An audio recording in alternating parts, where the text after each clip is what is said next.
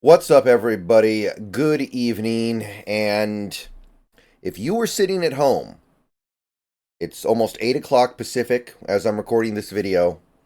If you were sitting at home thinking to yourself, man, I really wish those Seahawks would make just one move today so I know they're alive, that I know they're active, that they care, that they're aware that there's a free agency period going on right now.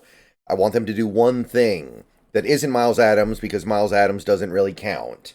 I want them to do one thing, and it'd be nice if it was somebody on the outside that we're bringing in, just so I know that they can do it. If you were at home thinking those things, you got your wish. You had to wait until almost 8 o'clock Pacific to get it, but you got it. Per Jeremy Fowler and other sources on the internet, Pharaoh Brown is a new Seattle Seahawk tight end.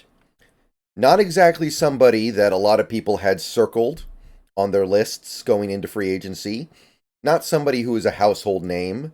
Not somebody who I heard getting brought up in my chat or my comments over the last couple of months. But he is a new Seattle Seahawk.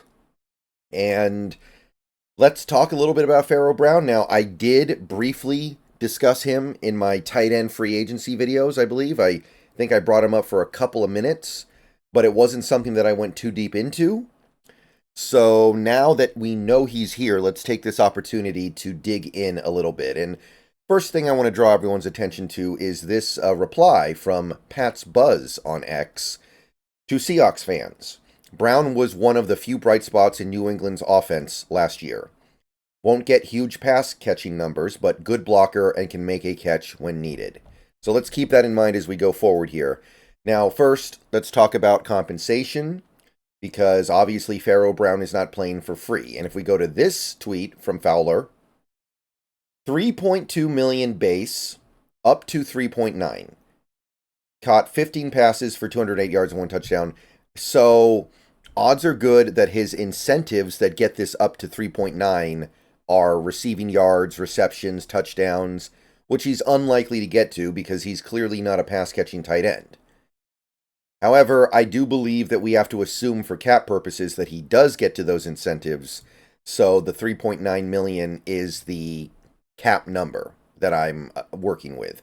But he will likely end up with the 3.2, and then we end up with 700K extra next year is how this works. So if you look at Spotrac, they had Pharaoh Brown calculated at 1 year about 2.7 million. So we went a little bit over that, but it's pretty close. And remember, the cap did go up beyond expectations. So yeah, you would expect everybody to get paid a little bit more. So we went over this by just a little bit, but it's the ballpark, right? So now that we know about the money, now that we know about the compensation, let's also consider the angle of compensatory pick, because I've made a big deal about compensatory picks this offseason ever since free agency started, because it's very clear to me the Seahawks are prioritizing that. Now, as you can see, if you look over here at the transactions, Pharaoh Brown was not released this offseason. Pharaoh Brown was not cut from New England. He just became a free agent. Now, at 3.2 million or 3.9, whichever, I think there is a loss of a compensatory pick. Presumably one of our 2 sixth-rounders. However, one thing I want to say on that topic is you can only have 4 compensatory picks from free agents leaving, maximum. And we are very likely to get another compensatory pick, probably a better one, like a 5th-round pick, when Bobby Wagner signs. So we were probably going to lose that 6th-round pick anyway. So going outside the team to sign a free agent technically for the moment has cost us a 6th-round pick in 2025's draft, by the way. But it's unlikely that that holds by the end of free agency when everything is settled. So that's the money part of it. That's the contract part of it. But what is Pharaoh Brown, the player? Well, he's actually been in the league for a while now. He was a rookie in 2017. He's about to turn 30, so he is a little bit up there. Obviously, we don't really care about that much because he's only a 1-year deal. And last year, he played in every game for a really bad New England offense and averaged about one catch a game, a little less than one catch a game, and 16 yards per catch and one touchdown. So not much of a receiver. By the way, 208 receiving yards was a career year for him. So clearly you're not really bringing him in to catch. And that's cool because we kept Noah Fant yesterday. Noah Fant is clearly the guy who is here to catch the ball at the tight end spot. And there's only one ball. So JSN, DK, Lockett, JSN, Walker, Charbonnet, they're going to be fighting over the ball. Doesn't seem like Pharaoh Brown's going to cut into that much. But as the tweet from Pat's Buzz indicated earlier, he's here to block. He is a blocking tight end. And you take a look at some of the stuff on PFF, that picture is pretty clearly painted. So go over to PFF. First of all, they graded him out quite well last year. They gave him a 73.3, which is the best of his career by far. And that's on a really bad offense, so we're off to a pretty good start. But how does he play? So I wanted to take a look at his blocking grade, which is going to inform us at least a little bit, right? His run block grade was okay, 63.3, workable. His pass block grade was about average. It was really dragged down by two really bad games he had at the end of the year against Denver and Buffalo. But if you took those two games out, it would be totally fine. Those were the only two games he allowed any pressures at all. But in totality, 60.1 is like average. However, if you take a look at the way in which he was utilized in the Patriots offense, 400 snaps approximately, 399, so call it 400. He is into block for about 71% of those snaps, 282.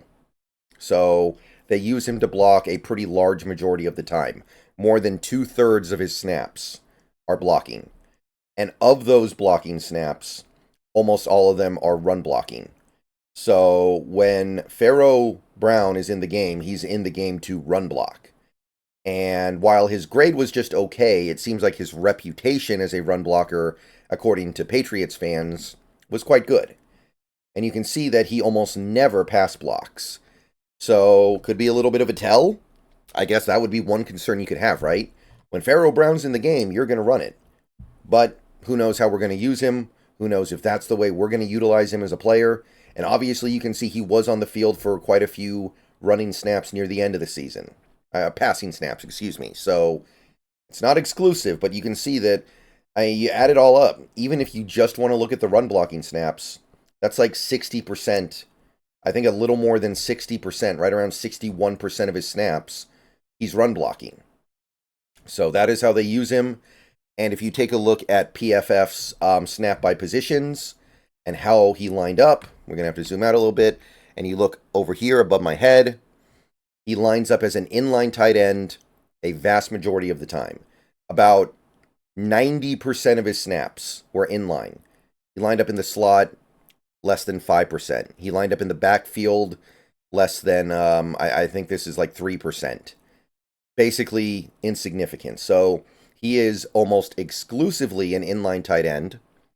And when he lines up, he is probably going to block, run or pass. So that's the story on Pharaoh Brown.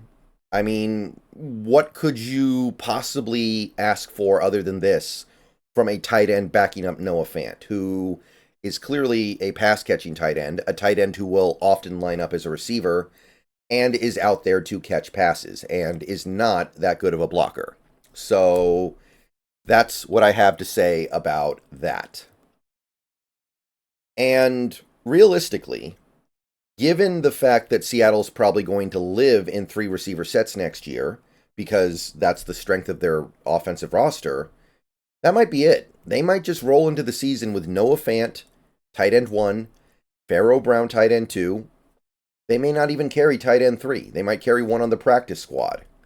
Or maybe they do carry tight end 3, but it's somebody like Brady Russell, or somebody like Jack Westover, or Devin Culp, who they can get for basically free.